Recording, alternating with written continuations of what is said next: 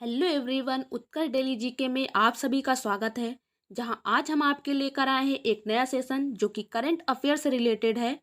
दादा साहब फाल्के पुरस्कार 2023 most important question इस session में लिए गए हैं और दादा साहब फाल्के के अलावा अन्य पुरस्कार भी इस सेशन में हमने कवर किया है, जो कि आपकी आगामी परीक्षाओं के लिए बहुत ज़्यादा महत्वपूर्ण है। चाहे आपका सेंट्रल लेवल का एग्ज़ाम हो या फिर स्टेट लेवल का एग्ज़ाम हो, सभी के लिए बहुत ज़्यादा महत्वपूर्ण सेशन है। तो सेशन को एंड तक देखिए और वीडियो को लाइक कीजिए, शेयर कीजिए और चैनल को सब्सक्राइब कीजिए। तो वीडियो को शुरू करते हैं, देखते हैं आज का पहला क्वेश्चन।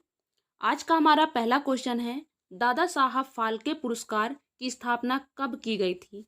दादा साहब फाल्के पुरस्कार की स्थापना कब की गई थी?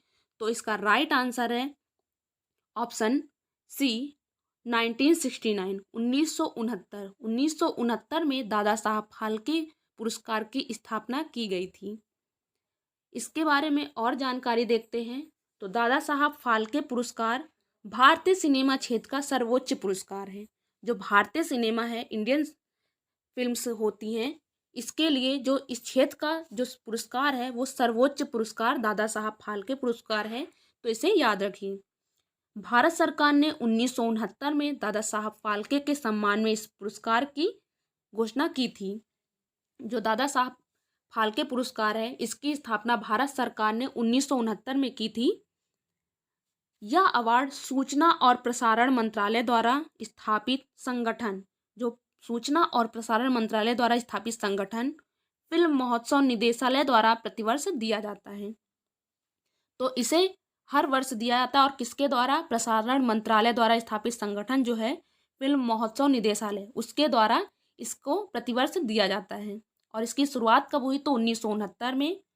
और दादा साहब फाल्के पुरस्कार भारतीय सिनेमा का सर्वोच्च पुरस्कार है, तो इसे भी याद रखिए। अगला क्वेश्चन देखते हैं। अगला क्वेश्चन है, 2023 में Dada Saheb Phalke life time achievement पुरस्कार किसे दिया गया?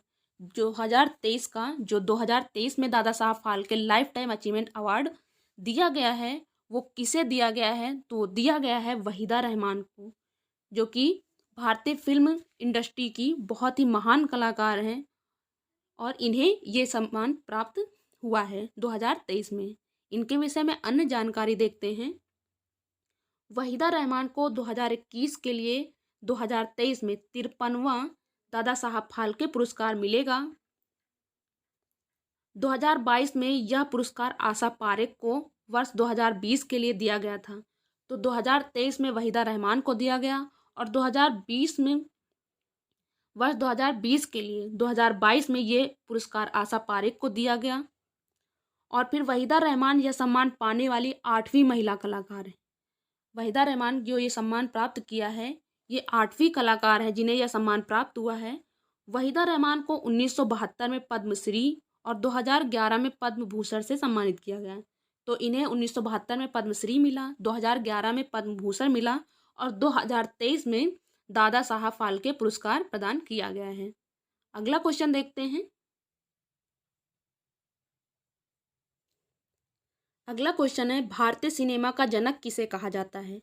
भारतीय सिनेमा का जनक किसे कहा जाता है? तो इसका राइट आंसर है ऑप्शन बी, दादा साहब फाल्के को। दादा साहब फाल्के को भारतीय सिनेमा का जनक कहा जाता है। मोस्ट इंपॉर्टेंट क्वेश्चन है। इनके विषय में अन्य जानकारी देखते हैं। तो दादा साहब फाल्के का पूरा नाम धुंडीराज गोविंद फाल्के, इनका पूरा नाम धुंडीराज गोविंद फाल्के है और इन्होंने 1913 में राजा हरिश्चंद्र नामक पहली भारतीय मूक फिल्म बनाई।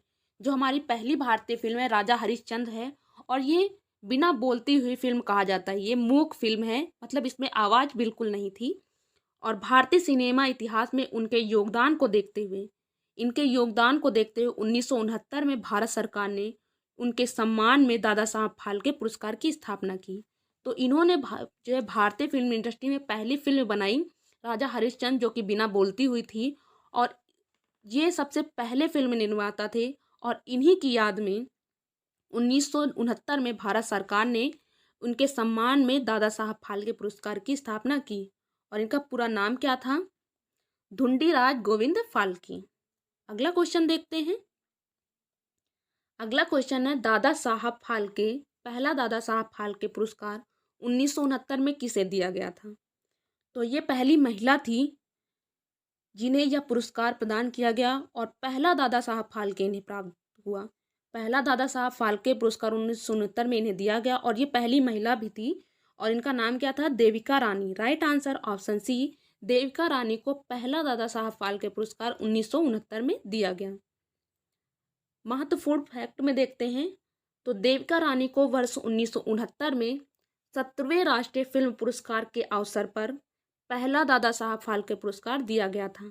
17वां फिल्म राष्ट्रीय फिल्म महोत्सव था, ये पुरस्कार था ये, और 1969 में पहला दादा साहब फाल्के पुरस्कार इन्हें प्राप्त हुआ। और देविका रानी को first lady of Indian cinema कहा जाता है। First lady of India cinema किसे कहा जाता है? तो देविका रानी को। इसे याद रखिए, मोस्ट इंपॉर्टेंट है। अगला क्वेश्चन देखते हैं। अगला क्वेश्चन है, किस क्षेत्र में दादा साहब फाल्के पुरस्कार दिया जाता है? कौन सा क्षेत्र है जिसमें दादा साहब फाल्के पुरस्कार दिया जाता है? तो इसका राइट आंसर है ऑप्शन ए, सिनेमा के क्षेत्र में। सिनेमा के क्षेत्र में दादा साहब फाल्के पुरस्कार दिया जाता है और जिसकी शुरुआत 1969 में की गई। अन्य जानकारी देखते हैं। Dada Saheb Phalke life time achievement award 2023 किसे प्राप्त हुआ? तो वहीदा रहमान को। फिल्म उद्योग में उत्कृष्ट योगदान के लिए दादा साहब फाल्के अंतर्राष्ट्रीय फिल्म महोत्सव पुरस्कार 2023 किसे प्राप्त हुआ? तो रेखा को। इसे याद रखिए। फिल्म उद्योग में उत्कृष्ट योगदान के लिए जो दादा साहब फाल्के अंतर्राष्ट्रीय फिल्म महोत्सव पुरस्कार 2023 रेखा को प्राप्त हुआ। और लाइफ टाइम अचीवमेंट पुरस्कार दादा साहब फाल्के का 2023 वहीदा रहमान को प्राप्त हुआ। संगीत उद्योग में उत्कृष्ट योगदान के लिए दादा साहब फाल्के अंतर्राष्ट्रीय फिल्म महोत्सव पुरस्कार 2023 हरिहरन को प्राप्त हुआ। हरिहरन एक सिंगर हैं जिन्हें यह पुरस्कार प्रदान किया गया, तो इसे भी याद रखिए। अगला क्वेश्चन देखते हैं। अगला क्वेश्चन है, दादा साहब फाल्के पुरस्कार में दी जाने वाली राशि कितनी होती है? दादा साहब फाल्के पुरस्कार में जो राशि दी जाती है वो कितनी होती है? तो इसका right answer option C, 10 lakh रुपए। 10 लाख रुपए दादा साहब फाल्के पुरस्कार में दी जाने वाली राशि होती है। अन्य जानकारी देखते हैं। इस पुरस्कार में एक स्वर्ण कमल पदक होता है, एक शॉल, 10 लाख रुपये का नगद पुरस्कार दिया जाता है।